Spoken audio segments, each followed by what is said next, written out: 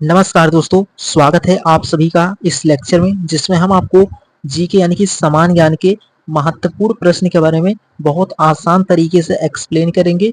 आप किसी भी एग्जाम की तैयारी कर रहे हैं, चाहे आप डिफेंस की तैयारी कर रहे हैं। डिफेंस में आपके दो कैटेगरी आती हैं, एक होता है नेवी एमआर और एक होता है एयरफोर्स वाई ग्रुप। इनके पॉइंट ऑफ व्यू से क्लास इंपॉर्टेंट है। आप एनडीए की एग्जाम में देखेंगे, वहां भी आपके जीके बनते हैं, तो इसी तरीके से बनेंगे। आप एसएससी की तैयारी कर रहे हैं, उनके पॉइंट ऑफ व्यू से भी इम्पोर्टेंट है। तो ओवरऑल आप ये समझ सकते हैं कि जिस एग्जाम में भी सामान्य ज्ञान के क्वेश्चंस बनेंगे, उनके एग्जाम के पॉइंट ऑफ व्यू से क्लास इंपॉर्टेंट है। तो शुरू करते हैं आज का पहला क्वेश्चन। उससे पहले आपको फोकस्ड हमेशा सामने रखना होगा, यानी कि अगर आप फोकस सामने रखेंगे तो आप बहुत ही इजीली उस टॉपिक को समझ सकते हैं। तो शुरू करते हैं, पहला क्वेश्चन क्या है उसके बारे में। तो पहला क्वेश्चन बहुत इंपॉर्टेंट है, इसमें आप देखेंगे तो आपको क्लियरिटी आ जाएगी। तो ये क्वेश्चन है आपका, इस तरीके से क्वेश्चन एग्जाम में बनता है। इसमें बोला है कि भारत के प्रथम गवर्नर जनरल कौन थे। तो भारत के जो प्रथम गवर्नर जनरल थे वो आपके थे लॉर्ड विलियम बेटिक जो था, वो भारत का प्रथम गवर्नर जनरल था। ये आपको क्लियर होना चाहिए, बहुत इंपॉर्टेंट क्वेश्चन था। एंड उसी प्रकार सेकंड मेंशन है, ये भी अपने आप में खास क्वेश्चन है। इसमें मेंशन किया है कि 1857 यानी कि 1857 की क्रांति का प्रारंभ कहाँ से हुआ। तो मेरठ से हुआ। ये आपको क्लियर होना चाहिए, बहुत इंपॉर्टेंट है, सीधा एग्जाम में बनने वाला क्वेश्चन है, ये आपको क्लियर होना चाहिए। उसके बाद तीसरा क्वेश्चन है, इसमें मेंशन किया है कि अशोक किस वंश का शासक था। तो ये आपको क्लियर होना चाहिए, जो आपका अशोक सम्राट थे वो किस वंश के शासक थे। तो वो मौर्य वंश का जो शासक था वो अशोक था। ये भी आपको बहुत इजीली समझ में आ गया होगा और बहुत इंपॉर्टेंट क्वेश्चंस हैं। इसी तरीके से आप लोगों के एग्जाम में भी सीधा क्वेश्चन बनता है। आप जब प्रीवियस ईयर एग्जाम को देखेंगे तो आपको पूरा प्रॉपर समझ आ जाएगा कि इसी तरीके से एग्जामिनर क्वेश्चंस को डिजाइन करते हैं, क्योंकि एग्जामिनर के ऊपर डिपेंड करता है वो क्वेश्चन के लेवल को इजी या हार्ड दोनों रख सकते हैं। लेकिन आपको दोनों तरीके के क्वेश्चन के बारे में समझ होना चाहिए। क्वेश्चन इजी है फिर भी आपको उनको बहुत ही फोकस के साथ समझना होगा। कभी कभी एग्जाम में ऐसे क्वेश्चन आ जाते हैं जो आपको आते रहते हैं फिर भी वो रॉन्ग हो जाते हैं। तो ये नहीं करना है आपको एग्जाम में, इन गलतियों से बचेंगे तो आप बहुत इजीली सेलेक्ट हो जाएंगे। उसके बाद अगले क्वेश्चन पे आते हैं। तो अगला क्वेश्चन क्या है उसके बारे में आपको समझना होगा। ये भी क्वेश्चन अपने आप में खास है। इसमें मेंशन किया है कि पानीपत की तीसरी लड़ाई कब हुई थी। तो पानीपत की जो तीसरी लड़ाई हुई थी वो 1761 यानी कि 1761 में पानीपत की तीसरी लड़ाई हुई थी। ये आपको प्रॉपर समझ हो गया होगा, बहुत इंपॉर्टेंट है। उसके बाद अगला पांचवा क्वेश्चन, जो कि ये भी अपने आप में खास है, कि दिल्ली सल्तनत का पहला शासक कौन था। तो जो आपका दिल्ली सल्तनत है उसका पहला शासक जो था वो कुतुबुद्दीन ऐबक था। ये आपको क्लियर हो गया होगा, ये भी क्वेश्चन बहुत इंपॉर्टेंट है।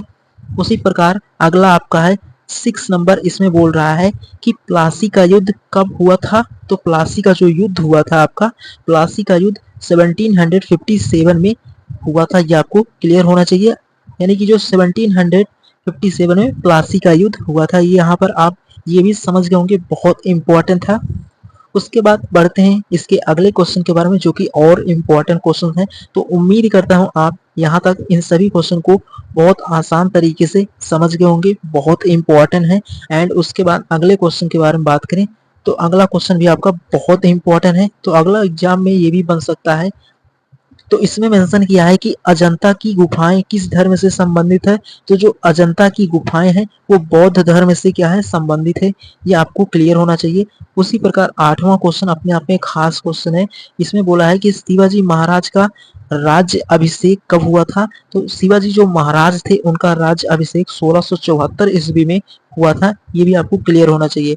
उसी प्रकार 9 नंबर क्वेश्चन मेंशन है कि भारत छोड़ो आंदोलन कब हुआ था। तो 1942 में महात्मा गांधी ने जो नील की खेती करने वाले किसान थे उनके लिए इस आंदोलन को चलाया था। ये आपको प्रॉपर समझ होना चाहिए।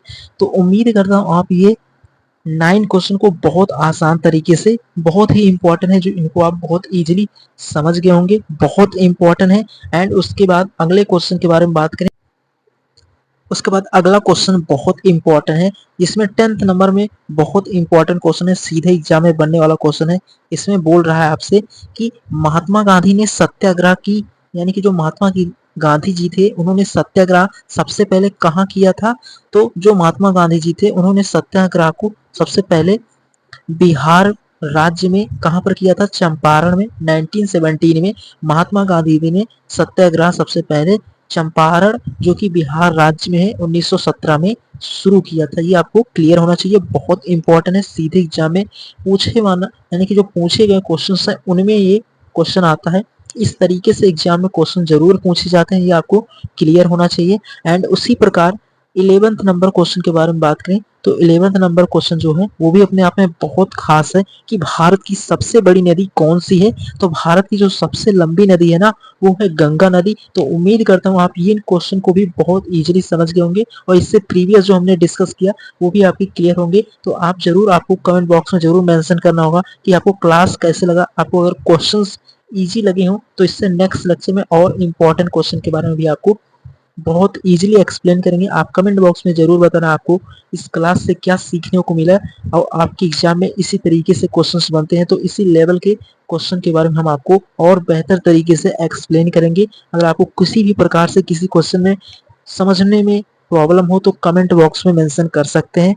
एंड उसके बाद 12th नंबर क्वेश्चन जो है वो भी अपने आप में खास क्वेश्चन है।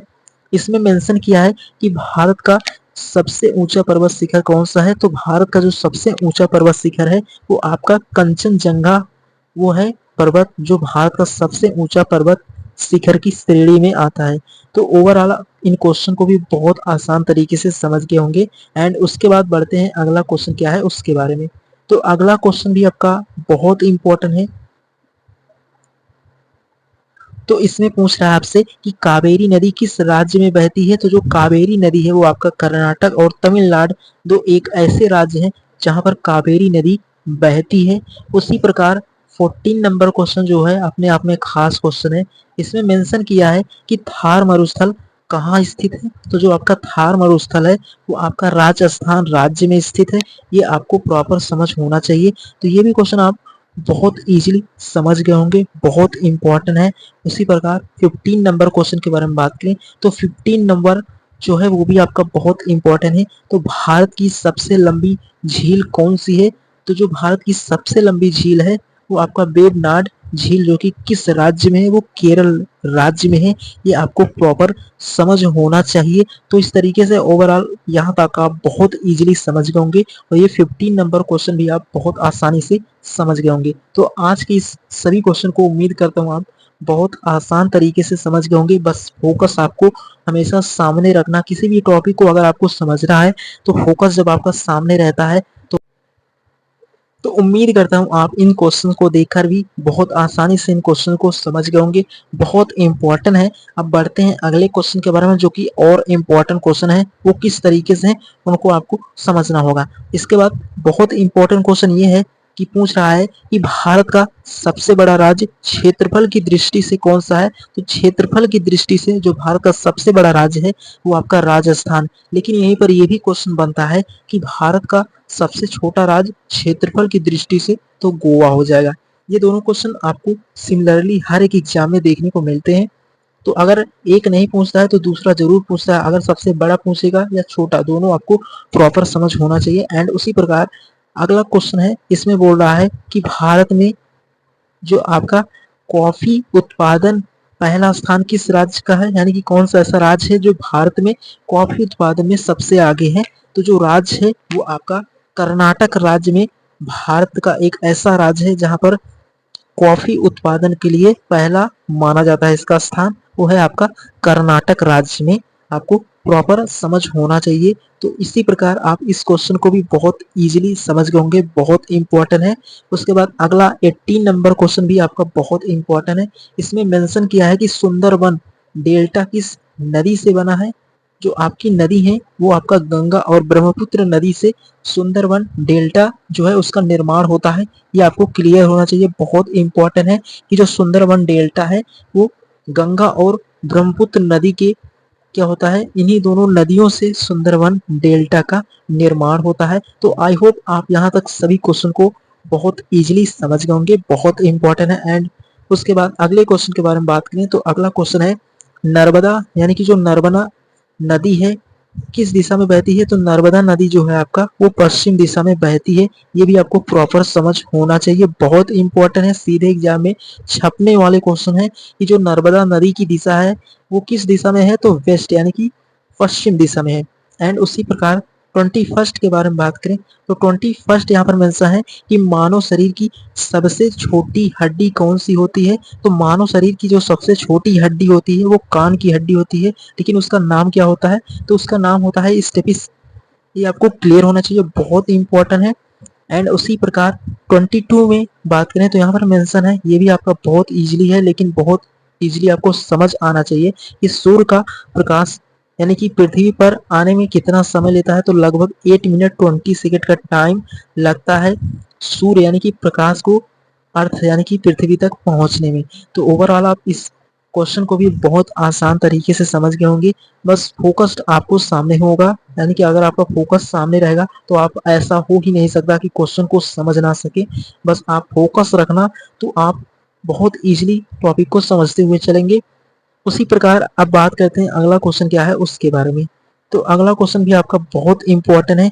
अगला क्वेश्चन इसमें मेंशन किया है कि जो आपका विद्युत धारा की इकाई होती है वो एम्पियर होता है, ये आपको क्लियर होना चाहिए। उसी प्रकार और इसके आगे अगर बात करें तो अगला ये भी क्वेश्चन बहुत इंपॉर्टेंट है कि कंप्यूटर का पिता किसे कहा जाता है? जो कंप्यूटर के पिता होते हैं वो होते हैं चार्ल्स बेबेज, इनको कंप्यूटर का पिता यानी कि जनक कहा जाता है। ये भी आपको बहुत इजीली समझ में आ गया होगा। उसी प्रकार अगर आज के लास्ट क्वेश्चन के बारे में बात करें तो ये भी अपने आप में बहुत खास क्वेश्चन है कि डीएनए की संरचना किसने खोजी थी? तो वाटसन क्रिक ने डीएनए की खोज किया था। तो इस तरीके से और आप इन सभी क्वेश्चन को बहुत इजीली समझ गए होंगे, बहुत इंपॉर्टेंट थे। इस तरीके से आपका प्रैक्टिस सेट था जिसमें हमने 25 क्वेश्चन को यहाँ पर डिस्कस किया है जो आप बहुत आसान तरीके से समझ गए होंगे। अगर आपको किसी भी क्वेश्चन में डाउट हो तो कमेंट बॉक्स में मेंशन कर सकते हैं। आपको क्लास कितना समझ में आया ये भी कमेंट बॉक्स में जरूर बताना, और क्वेश्चन का लेवल इजी था या और अच्छे लेवल के क्वेश्चन के बारे में आपको समझना है तो ये भी आप कमेंट बॉक्स में मेंशन कर सकते हैं। मिलेंगे नेक्स्ट लेक्चर में। तो उम्मीद करता हूँ आज के लेक्चर को आप बहुत आसानी से समझ गए होंगे, हर क्वेश्चन आपको बहुत इजीली समझ